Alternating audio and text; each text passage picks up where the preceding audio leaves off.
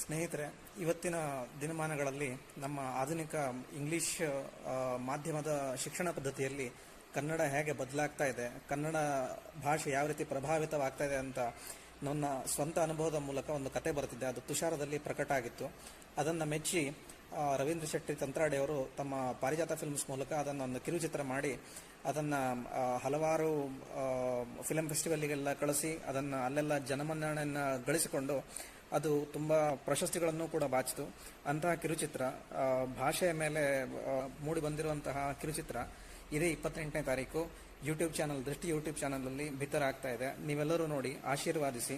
ಅದೇ ರೀತಿ ಭಾಷೆ ಯಾವ ರೀತಿ ಪ್ರಭಾವಕ್ಕೆ ಒಳಗಾಗ್ತಾ ಇದೆ ಅದನ್ನು ಆದಷ್ಟು ತಡೆಯೋ ಮಟ್ಟಿಗೆ ನಮ್ಮ ಕೈಲಾದ ಪ್ರಯತ್ನವನ್ನು ಮಾಡೋಣ.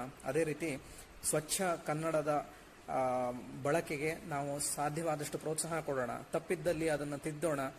ಅದೇ ರೀತಿ ನಿಮ್ಮ